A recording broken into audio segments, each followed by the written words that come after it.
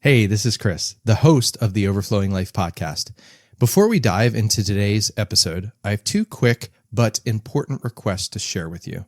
First, we're planning something really special and exciting at the end of this season, a question and response episode.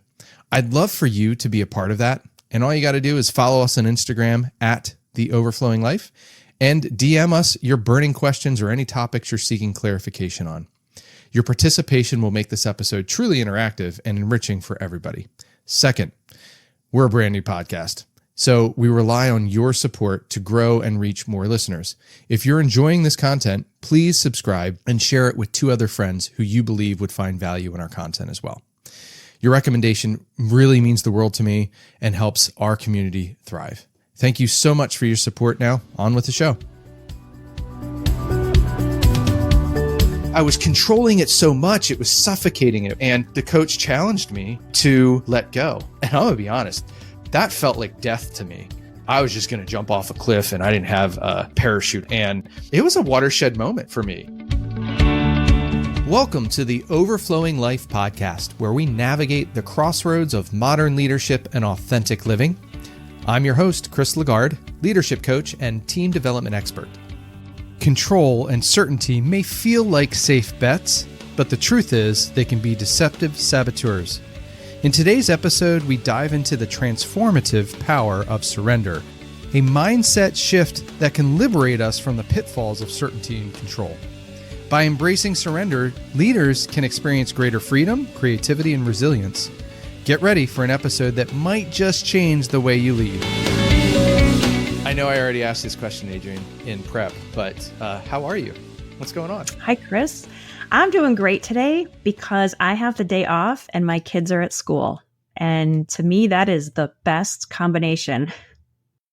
Well, I completely agree. I started working from home this year exclusively. And when the kids all go off to school, our youngest is 7, almost 8 on Monday as the recording this. And it's just such a peaceful It's amazing how peaceful it is. And yet I try to remind myself one day that will be every day, all day, and I'll miss it. So, it's important to remember that. Yep. I try to enjoy it while it lasts, but I am an introvert. And so when I get the house quiet to myself and I'm not cleaning up after somebody or reminding somebody to do something, this is absolutely how my batteries get recharged, is just being home alone in the quiet. So yay for days off and kids are at school. Yes. All right. So we're just going to have a conversation around the topic of surrender today and how that relates to the problem we discussed last time of hurry and distraction and overstimulation and how that impacts us. But I've been saying this, that the water we live in, we don't even know we're in. Like do fish know that they're in water? I don't know. And that means like, hey, we're in this culture and society of go, go, go, hurry, hurry, hurry, distraction, that just pervades everything. And it's so hard. It seems hard to slow down and kind of get our souls back. Right. And so this whole season's all about, what do we do with that? How do we fight back against that? And today, last time it was kind of all about the problem. We gave a little challenge at the end, but today is about, all right, let's start talking about what we can do with that. And the topic for today is surrender. So that's an interesting word. And I think in our culture, it tends to come with negative connotation. So I'd love to ask you your honest, authentic reaction to that. When someone says to you, surrender, what do you feel? What do you think, Adrienne? I think, oh gosh, that sounds scary. Surrender. What am I being asked to surrender? What am I being asked to let go of? I think for surrender, it is a thought of, what do I have to let go of? And maybe what do I have to lose? What am I losing by surrendering? So it does feel kind of scary. I think that maybe surrender also equals something has to change, and change is scary too. And the other thing that I thought about for surrender in the context is that I think sometimes a lot of people have surrender seems kind of like a religious word, right? Like it kind of feels maybe churchy, or at least that's how I've perhaps experienced it in the past. And so how is surrender both in the spiritual context? How does that show up? But then also, what does surrender mean in a non-spiritual context? And how does that apply to our everyday lives? So that way we can actually have a more peaceful existence whether we are churchgoers, spiritual people or not. Yeah.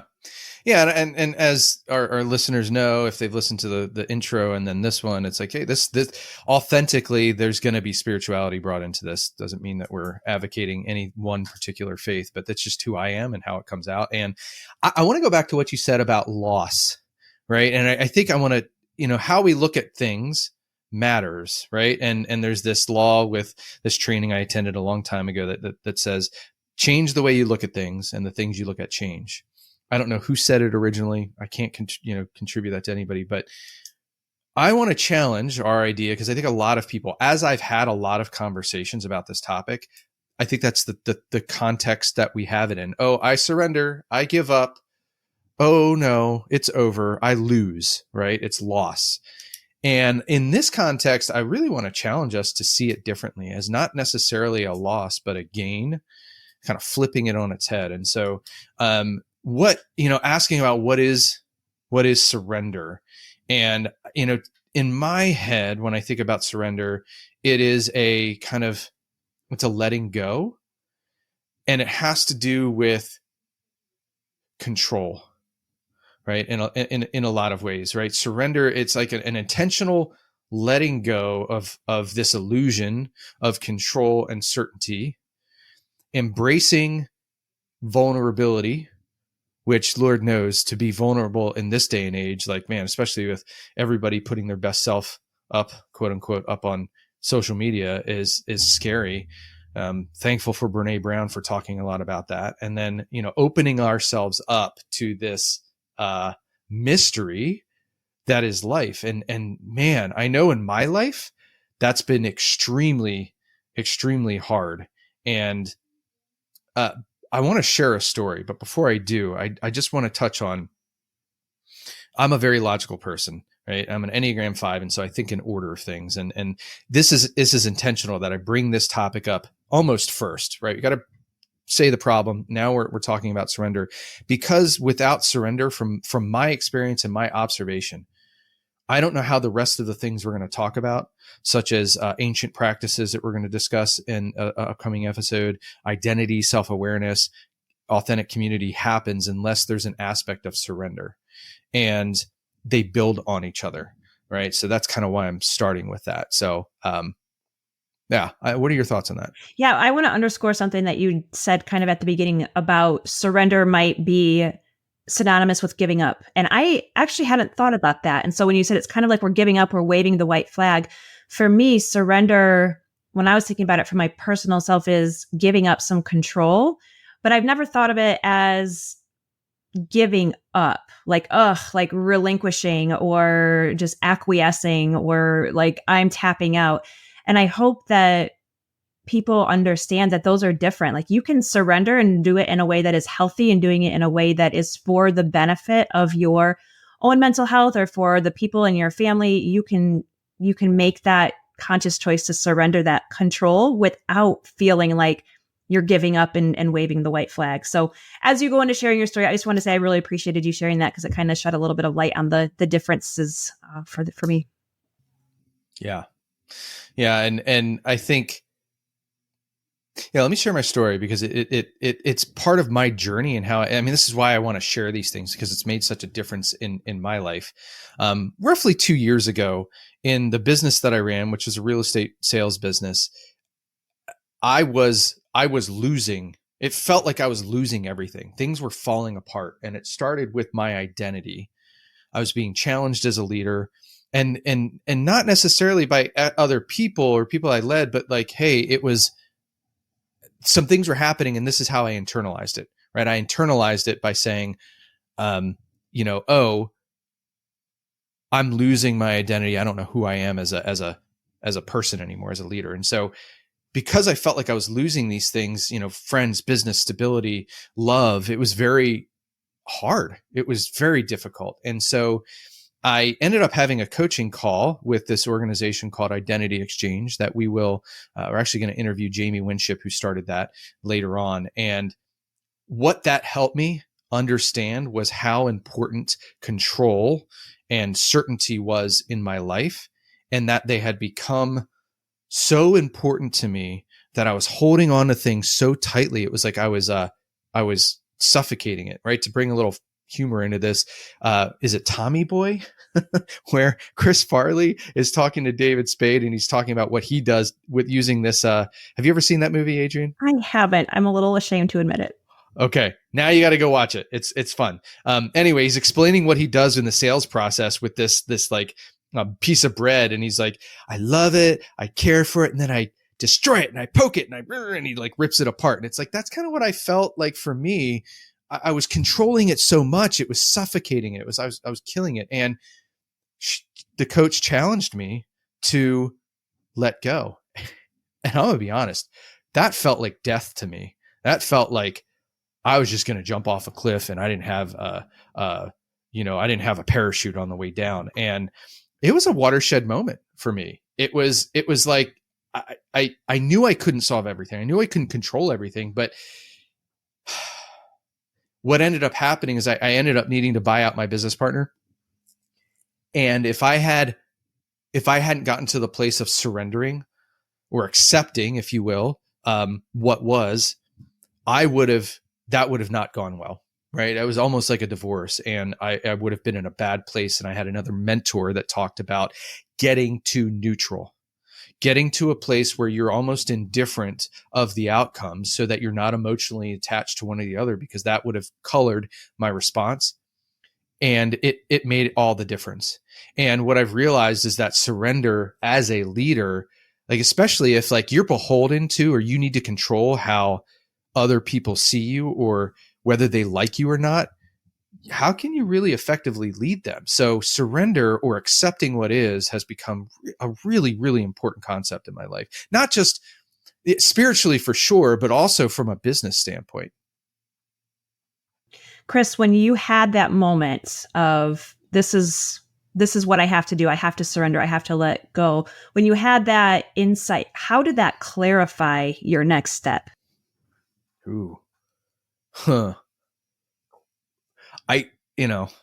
45 and my memory doesn't serve me as well as it used to. However, shortly after that, there was a situation where I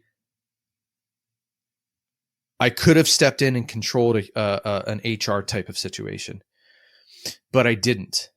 I was like, well, I'm going to keep my hands off it and just see what happened. I wanted to overfunction and control things, and I didn't. And the outcome of that was so much better than if I had tried to control it myself. People would have been resentful if I had done that because I would have been trying to control a person or people. And instead I was like, okay, I'm not going to overfunction. I'm not going to control. I don't know what's going to happen, but I'm just going to kind of trust in the mystery of what's going to happen with this. And it ended up being a good thing. Mm-hmm. I wonder too, how much when we get to that space of accepting that I have to let go of control, I have to surrender to this, if that kind of creates an opening or a space or just bandwidth within us to get clear on what the next step is.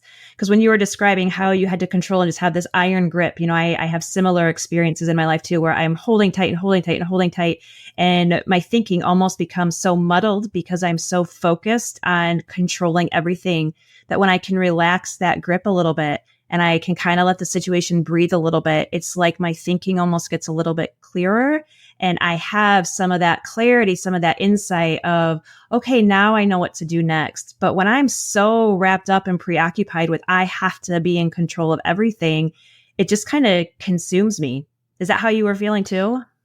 Yeah. And there is a spiritual concept from Saint Ignatius called indifference. And that's kind of what we're talking about, right? When you let go and kind of surrender, it allows you to move from being attached to something that may or may not be the right outcome or the right direction to saying, okay, what are the possibilities here? And if I'm detached from any one outcome, then I can objectively look at it instead of looking at it through the lens of my ego or my maybe healthy or unhealthy desires. So it allows us to consider more options and look at things more objectively. Does that make sense? Yeah, absolutely. And maybe even being more okay with what some of those options are. I know for myself and maybe others too, like when I set out to do something, there's a certain outcome that I want to accomplish or I want to achieve. But if I understand that, okay, well, if I'm not really in control here and I can sort of surrender my process or surrender what I'm hoping for, then I'm actually more accepting to an outcome that I may not be striving for. And that's a really valid and strong point. And I'm glad you brought that up, because as leaders, if our job, depending on what role we're playing in an organization, if our job is to, I kind of picture a leader out at, almost out at the front of the Titanic, like Jack and whatever they were, it's like you're out front seeing what's ahead, and it's your job to see all of the lay of the land. But if you're so fixated on one thing, you miss the iceberg, you're in trouble. So by letting go and surrendering and being indifferent or neutral about the outcomes, you're literally, your brain is able to see more things. Otherwise, if you're like I was, if you're in fear or fight or flight, your brain can't function into the top frontal lobe where creativity and imagination happen.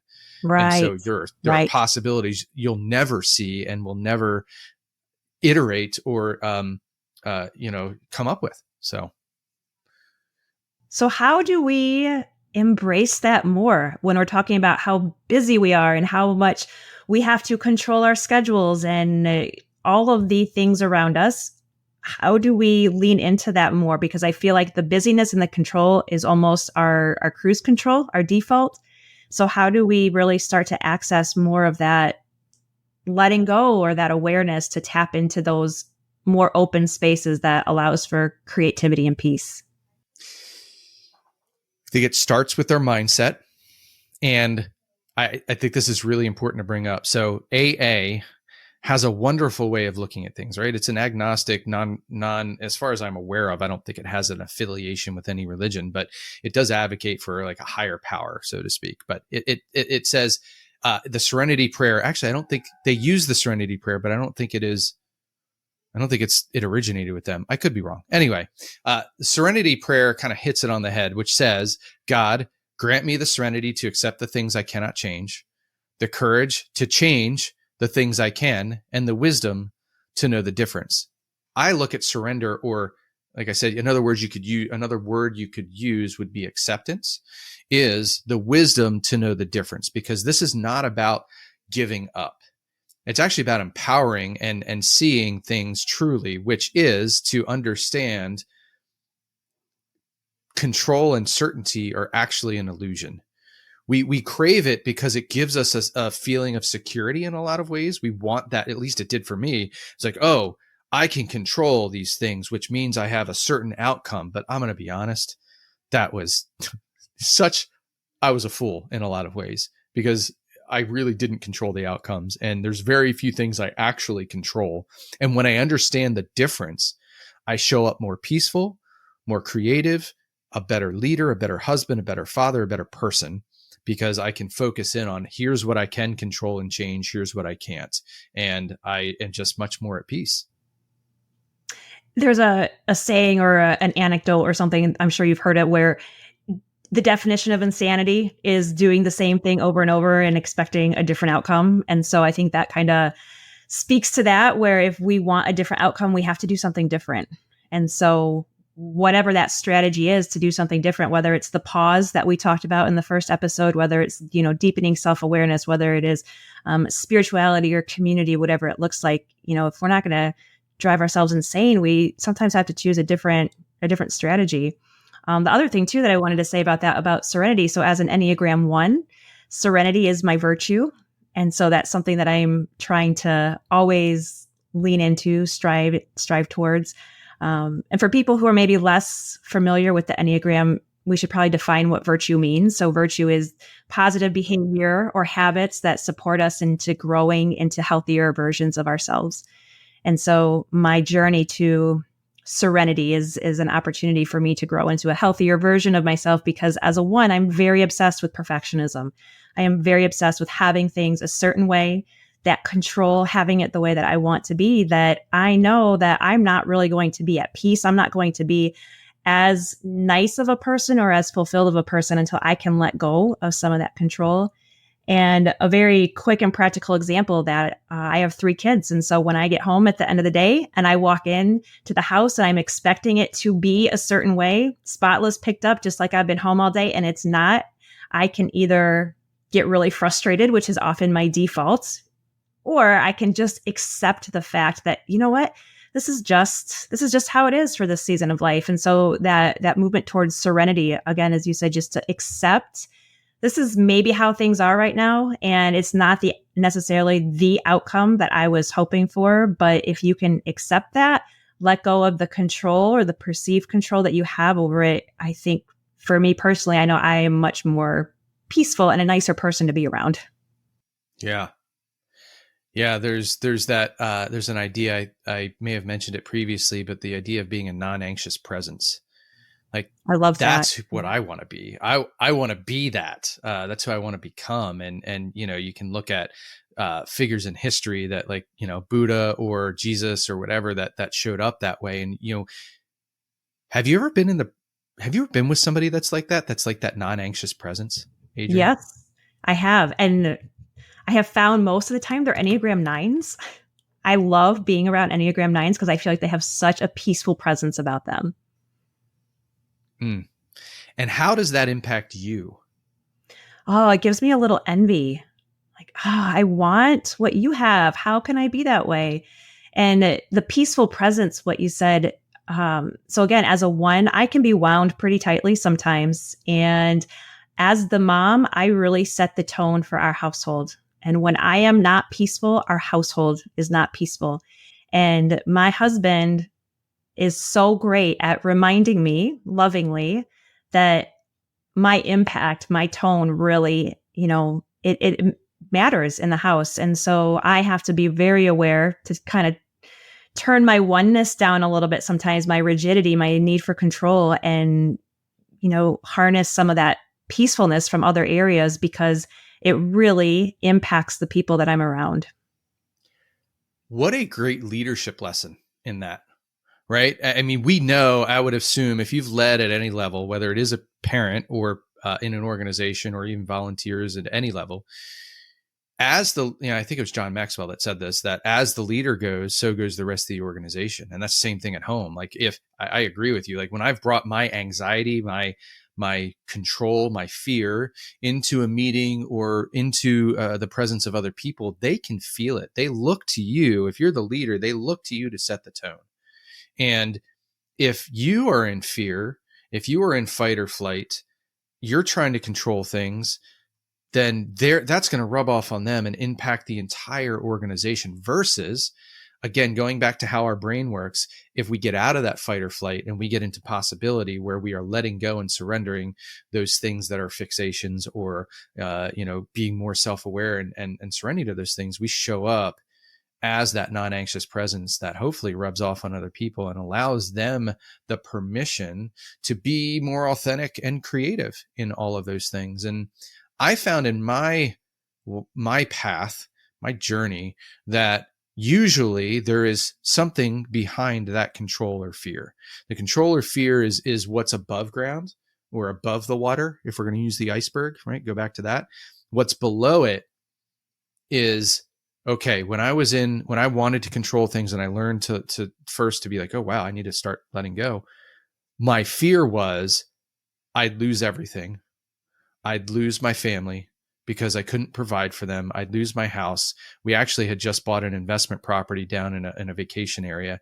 I'm like, I'll lose that. I'll fail and I'll have nothing. And how true is that? Like, how likely is all of that to happen? Not very likely.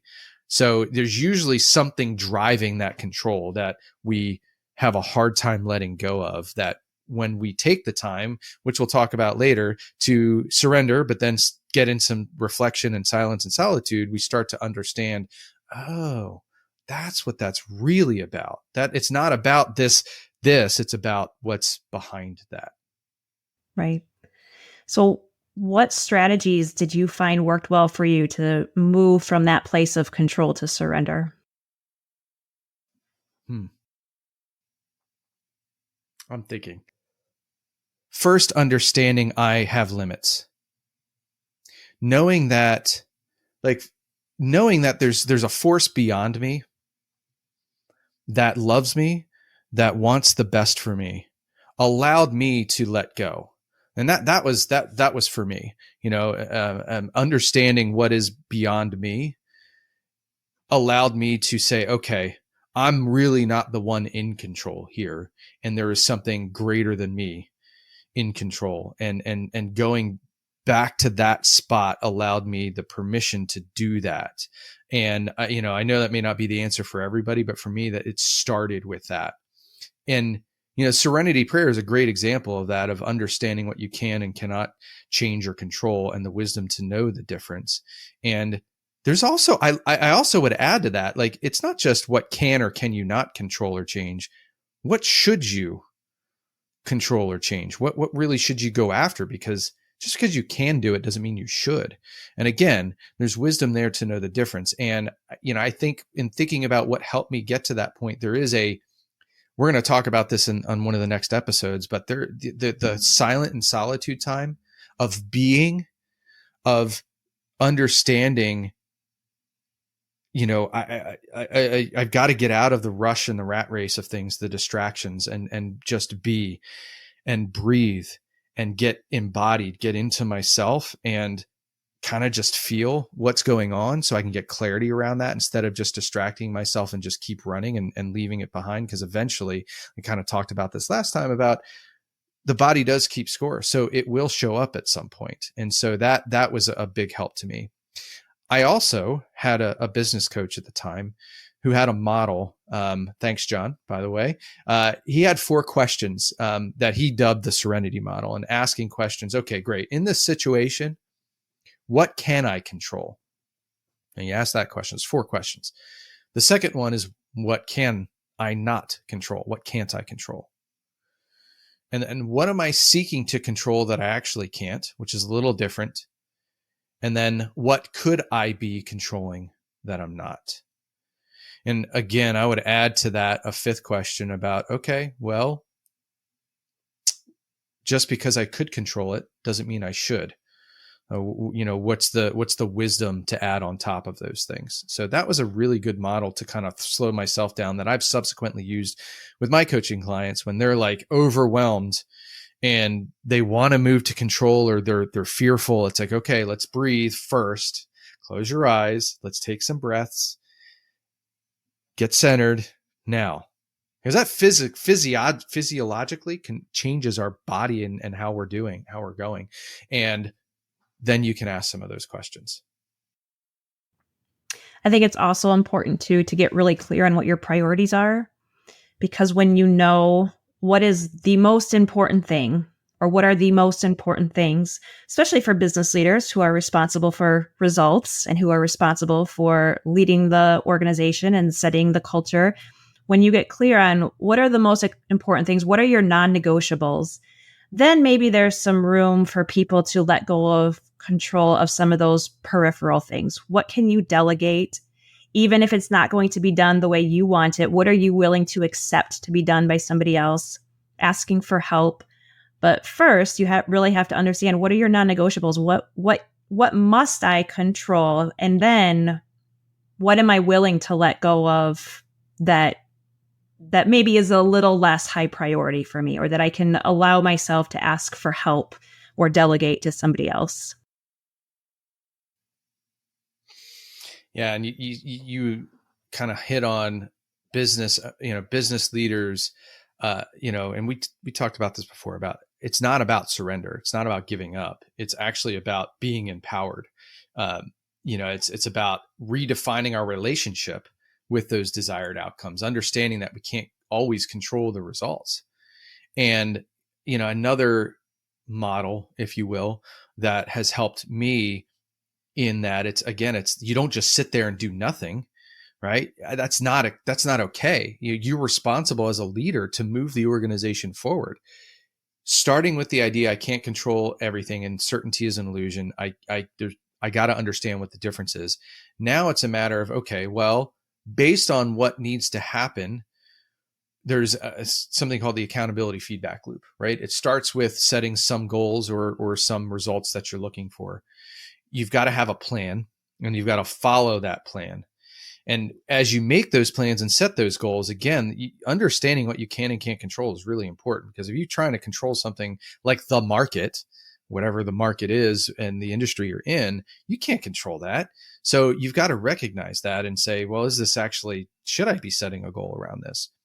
Assuming you've gotten clarity on that, you set the plans, you do the activities, then you've got to measure the results and evaluate those results, make adjustments, and then you go back around, right? And as long as you're doing that, you can actually start to see and become aware how you're winning and how you're not, and what you can control and what you can't control. What I find is most leaders that are not aware of this or have not mastered this process, they're just in that control mode because they've lost sight of how do they go about measuring and improving things. And the control gets tighter because the results aren't there. And it's like, oh my gosh. And it feels so counterintuitive to accept and surrender in some ways, and to kind of breathe, but it takes you out of that fight or flight and allows you to breathe again by understanding, like, okay, I gotta step back for a second and embrace the flexibility in the process of this. Yeah, absolutely. So I heard you say that, one of the benefits of stepping back, letting go of control is probably some improved mental health, because you understand that you can't do it all. You shouldn't do it all. So understanding what your limits are. But when we think about what are some of the other benefits of surrender, what would you say to that? Yeah. Jumping off what you said, it's that emotional health. It's and I think that's kind of a pandemic these days. I think most of us, especially since the pandemic, and I love what you said last time. It was like, I had one experience, you had another, and a lot of people, they fell on one side of that. They either were over functioning or under functioning. And it highlighted some things where we were so rushed and worried and all that stuff. It weighs on our emotional health. And I don't know how you lead if you're not emotionally healthy. It also goes to emotional maturity, because, you think about when we're younger, we think we can do so much and control so many things. But the more you realize, like, you meet older folks that are, like my parents are in their 80s, and it's like, look, you come to a wisdom of understanding, like, that's not something I can control, so I'm not even going to worry about it. And it allows you to, I think, deepen your emotional maturity. And there's also an aspect of facing reality. As a leader, if you're not able or willing to face reality, your people know it. They can see it. And by learning to surrender and what you can and can't control, it's like, okay, this is what is reality, and I can deal with that. I can work with that. It's really important to be able to see that. And, the last thing I'll say on this, I mean, there's plenty of things I could say, is that by allowing yourself to step back and not control everything and not be stressed and so tight and stressed out and unhealthy, you actually build resilience. You actually allow yourself to be a leader for much longer, because instead of going through burnout cycle after burnout cycle after burnout cycle, you shortcut that, and you're actually able to be more present for longer and have better ideas. And so by allowing yourself to surrender, you take your leadership skills up a whole new levels. And we see it in history and in religion. It's like, man, we put these people on a pedestal that, like, just seem like they can't be bothered by a whole lot. And it's like, man, that non-anxious presence means so much to us, because it allows them to see things differently in a way, with wisdom, where it's like, they utter things and you're like, oh my gosh, that's so amazing. How did they get to that point? Well, they spent a lot of time not in the whirlwind, right? In the whirlwind of life. They've stepped away from it and gotten perspective. Yeah. One other little nugget I want to drop in there is all the Gallup research shows that managers are responsible for up to 70% of the variance in the culture, which means that managers have such a huge impactful influence over the people that they lead, where if you consider, are you a peaceful presence? Are you a non-peaceful presence in your workplace and for your team? And if you can remember that you are impacting up to 70% of the variance of your culture, what does that mean for you? And what does that mean for the people that you're leading? Let that sink in for a second. Like, the way you show up determines so much, and how you influence people is so incredibly important. So if there's, look, if we haven't convinced you to consider this yet, just look at like, all right, how are you showing up as a leader, right? Asking yourself that question, and what impact are you having? I love the idea of 360-degree reviews, where you get, input from everybody around you, above you, below you, around you. And, asking yourself, if you have the courage and the culture that you're working in, to ask people, hey, how am I showing up? Would you say that I'm, anxious and controlling, or am I a little bit, more relaxed? Am I too relaxed? Should I step in maybe and exert influence, not control, but influence over things more? That feedback could be really, really important. And I know there's been plenty of studies done, by various organizations around the impact of surrender and the serenity that can bring. And, the Mayo Clinic has discussed, a lot of health benefits from meditation and the practice that leads to or helps with surrender or acceptance. And, there's plenty of evidence out there. So just Google it, and I guarantee you it will come up.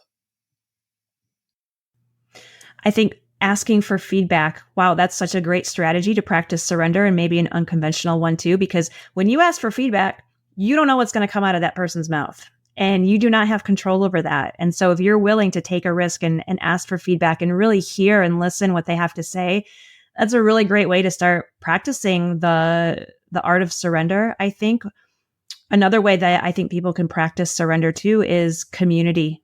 Be in community and be with people who are going to uplift you, who are going to support you when you're feeling down, who might be able to give you some personal feedback too, and really help you understand where you might be showing up that is a little bit too tightly controlled or too tightly wound, but also doing that with love.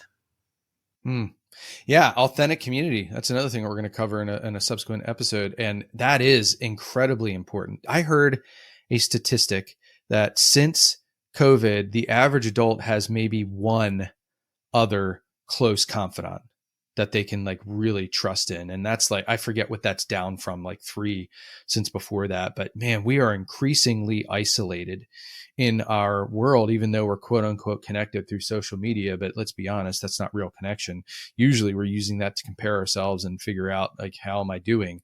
And that's not healthy either. So, developing that healthy community, that authentic community, as we're going to call it, is incredibly important, because if we're just in our own world, not surrendering, in our own head, all the voices that are going on with that, like in my life anyway, that has led to depression, right? It's just this spiral that, I know not everybody goes there, but I definitely have. And, that's my strong 4, Enneagram 4 showing up, but like I spiral down, and I need that outside perspective to understand how am I showing up, and that I'm not, everything that's happening in my head is not fully real.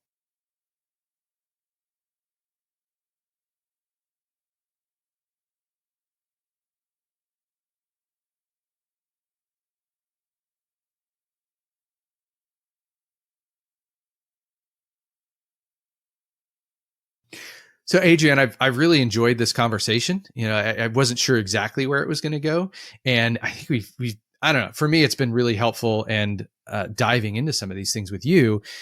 I would love to get to some, like, okay, practically speaking, we've touched on this, but practically speaking, how does one start to do this, and where do we go with this?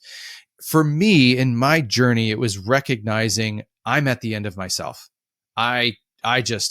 I can't do anything else. And it was a place of pain for me. And I'm hoping by sharing this that most of you listening won't have to get to that point before you say, oh, I'm done. I can't do this anymore. Right.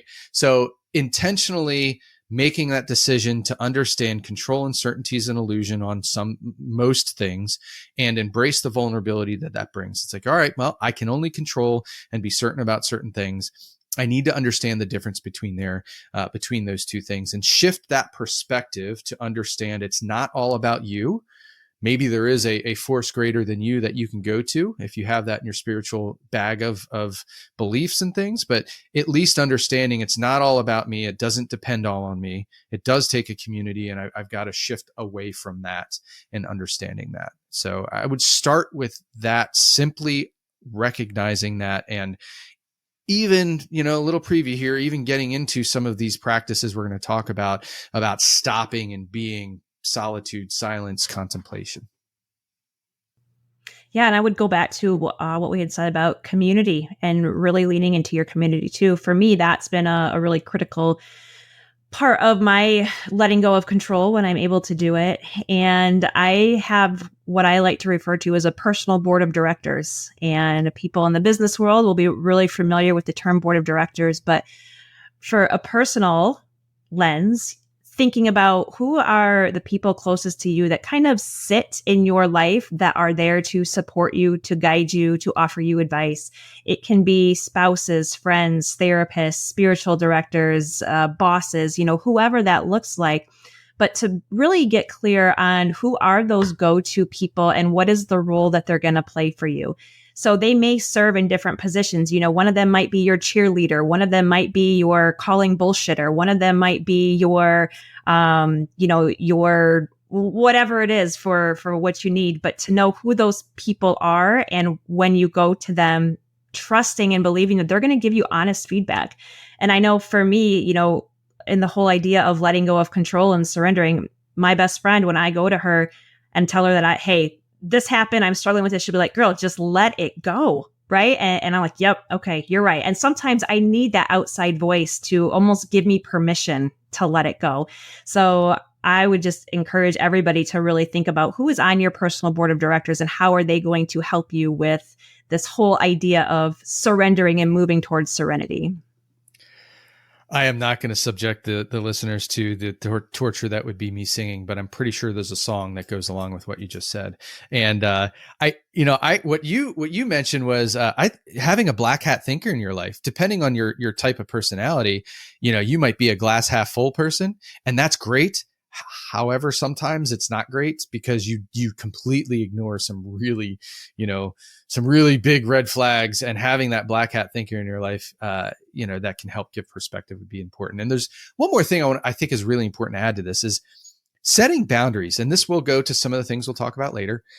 But things like number of hours you work. If you haven't checked her out, there's a woman on Instagram. She's probably TikTok and whatever. I'm not on there, but I'm just on Instagram. It's at LOEWHALEY. It looks like Low Haley, but it's beautiful because she'll say, here's the human response and here's the corporate response. She'll have two people. She's playing both. And it's like, well, here's how you address this when they're asking you to work overtime or on the weekends or something like that. So I think setting hours worked, especially if you're an entrepreneur or business owner. It's like, man, it all quote unquote falls on you, and you feel like you have to work 24/7 and be there. And that is not sustainable, and it's not healthy. So boundaries on work time, boundaries on rest time, when you're resting, when you're available, when you're not available. All of that stuff's going to help with decision fatigue, emotional fatigue, self-care, all of that stuff, but setting boundaries. And the world I come from in real estate, man, I remember this one woman was saying, on a panel, she was up front in this event bragging about how she answered leads at 2 a.m. And I'm like, oh my gosh, no, please don't do that. Like you're teaching people that you're available at all hours, and sleep. We haven't even talked about sleep yet, but that is so important to your health. And you got to set boundaries. You got to have a chance to turn your phone off, put it aside, put it to bed, and go from there. So, all right, Adrienne, I want you to share the challenge that we've got for folks this week. So our challenge for this week, when you think about the idea of letting go of control, is take some time to make a list of 3 to 5 things that you might be willing to let go of control of. It can be easy things like, hey, maybe I'll let my husband do the grocery shopping this week. It could be something at work, like maybe I'm going to let this particular person on my staff do this particular part of the project. But get real clear on 3 to 5 things that you feel like you have to be in control of. And then consider what might you be willing to loosen that iron grip just a little bit, and pay attention to how that feels. It might be a little scary. It might be pushing you out of your comfort zone a little bit. But when you can start to understand what it is that you can loosen that grip on, then that will just move you in the right direction of being able to surrender that for the sake of more peace. I love that. So Remember, connect with us on Instagram at The Overflowing Life, and let us know, what did you write down? Send that to us. And just a reminder, we will be doing a Q&R, question and response session at the end of the season. So send us your questions. What didn't we cover? What do you want to hear more of? We would love to hear your questions and challenges, and make this interactive. So thanks a lot, Adrian. I really appreciate you engaging with me today, and it's been a great conversation. Get ready for an extraordinary episode next week. We'll be joined by Ann Weaver, a seasoned spiritual director and coach. In our conversation, we go deeper into the pivotal themes of surrender and control for the business leader. Ann brings a wealth of wisdom and experience to the table, offering profound insights on how these elements intertwine with our professional lives. Plus, she'll provide practical tips on integrating surrender into your leadership journey. This is a conversation you won't want to miss. Thank you so much for tuning in to The Overflowing Life. If our message struck a chord with you, please subscribe and connect with us. Share your thoughts, questions, and stories with us on Instagram at The Overflowing Life, or visit theoverflowinglife.com. And if you're looking for coaching that helps you create an overflowing life, please reach out to us. We'd love to partner with you. See you next week.